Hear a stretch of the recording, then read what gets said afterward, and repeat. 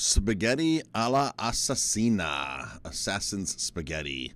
So this is an amazing dish from Puglia, Italy. It's a spicy pasta that's made by cooking the pasta with tomato broth in a pan until charred and slightly crispy, yielding a pasta that's rich in texture as it is in flavor.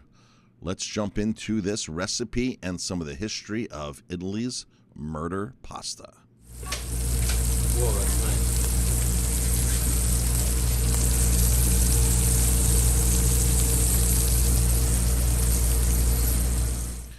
So this dish starts off with some garlic, some chili peppers. I'm using Calabrian chili peppers here, and some oil, and we are sizzling them away. Now this needs a special pan.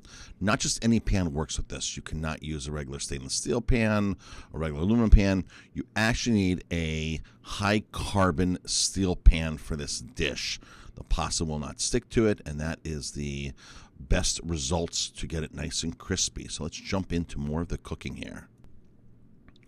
So after our chilies are cooked in garlic, we want to add the pasta, the uncooked pasta, right to the pan with the oil here. And this is going to start sort of pan frying the pasta, the spaghetti. Now, I'm not sure what other shapes of pasta this works with, but the classic dish is made with spaghetti. And you have to have patience with this because this is not just boiling pasta and going away. Now I'm adding some tomato puree with a little bit of water diluted to it. And we're going to mix that in there and get that cooking as well. So we want to get that in with the oil, coat the pasta, and start.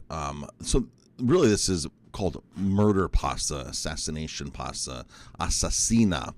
And we're basically murdering the pasta. We're going to just get it crispy. We're going to cook this pasta in a very unconventional way, like you've never cooked pasta before. And if you did this to a chef who didn't know about this dish, they would be like, what are you doing? You're ruining a dish. I can't. This is not the way you cook pasta. But yes, to the Italians in Bari, in southern Italy, in Puglia, this is their version of pasta. Now, it's not found everywhere at every restaurant makes this because this is labor-intensive, time-consuming, and it's just not like putting on a pot of water to boil pasta and serve it with a sauce. This takes some time. So we're actually implementing the risotto method here. Just like risotto, you keep adding some liquid to the pasta, you keep stirring, you keep working it in, and what I'm adding there just now is tomato broth. It's about an 8-to-1 ratio of tomato sauce with water because it's going to keep evaporating, right? So as it evaporates, you're going to get the tomato sauce back in its original form. But again, this takes patience. This dish probably takes 30 minutes or more, depending on how much pasta you have.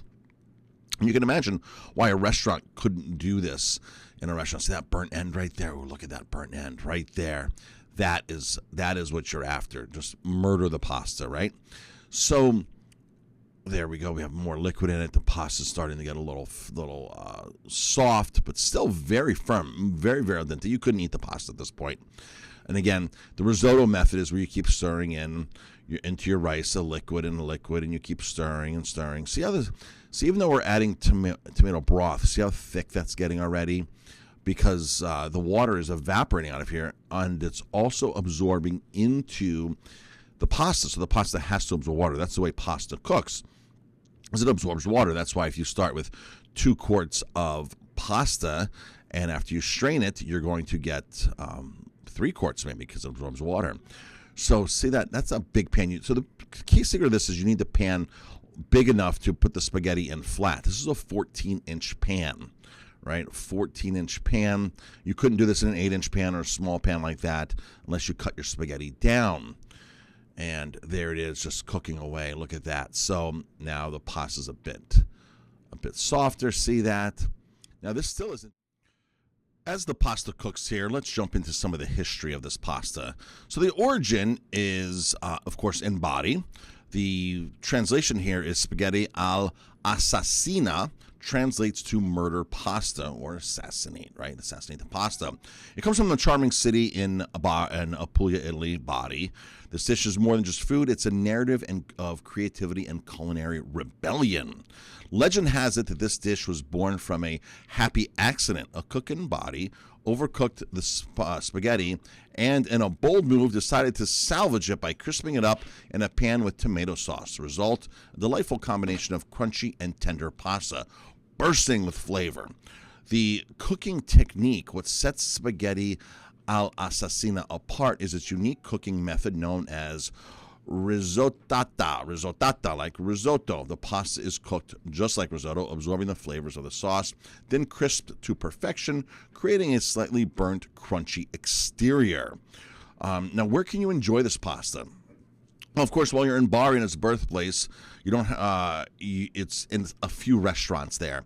But when you start traveling all through Italy, it's a little harder to get. Authentic spaghetti all'assassina has made its various ways to Italian and gourmet restaurants worldwide. But from the quaint eateries of Bari to upscale restaurants like in New York City, London, and beyond, this dish is a global sensation. Finding the experience of authentic taste of spaghetti all'assassina, look for Italian restaurants that specialize in Puglian cuisine or have a reputation for authentic regional Italian dishes. If you're feeling adventurous, you can try this at home. The pan that I described to you is what you need. You need a high steel carbon pan. That pan that I'm cooking with there costs well over $100 wholesale from our supply house. So you can see that this is not just anything anybody can just do at home. Not many people will have that pan. Not even many restaurants would have that pan to do that with. And the hard part in restaurants is what I'm cooking right there is just a small amount. That's really 1 to 2 pounds of pasta. That's not going to go far in a restaurant. That's going to last for 15 minutes as an appetizer in a busier restaurant. And to take the time to do this in a restaurant, it takes some dedication. You can get a bigger pan. You can do it a little different technique that you can adapt it. But when you're in a restaurant, you're cooking for bulk. So when you do find this in a restaurant, I would definitely try this if you're traveling to Italy. You're going to Apulia and you're going to Bari. There are a few restaurants that do this dish. We were so fascinated by it that we actually went back and back because we really loved the dish, and I wanted to dissect it so I could recreate it in my restaurant. And at this point, I think we've finally done it successfully after a few attempts and the right equipment. So you can enjoy this dish at Aroma Thyme Bistro in Ellenville, New York. And it might not be on the menu all the time, but currently we have it, and it's a gem, and people are getting addicted to it. Back to the cooking of the pasta. So the pasta is going to crisp up. It could turn brown. It could turn black on the ends. Remember that some of that happened during the initial frying in the pan process in the very beginning. And this pasta will not be like your typical texture of pasta. Don't get fooled by that. This pasta is going to be a little durable because of the cooking method. So don't look for it to become like your traditional al dente. It's going to be probably a little crispier than that. We actually cool it down and put it in the refrigerator for service, which you can do at home as well. And then we take a cast iron skillet like this, cast iron pan, which you can take a larger one at home, and we get it nice and hot, and we throw it in there. We place it in there, and it gets a little more crispy, and it reheats beautifully, and we can even achieve a little more of the burnt ends on it. So it becomes really an amazing dish. This dish is also served with fresh mozzarella on top as a variation, and even stracciatella, what goes inside of burrata, or a piece of burrata right on top. So you experiment away. There you go, spaghetti all'assassina from Bari, Italy, which is my family's birthplace. They're right from outside of Bari, so this is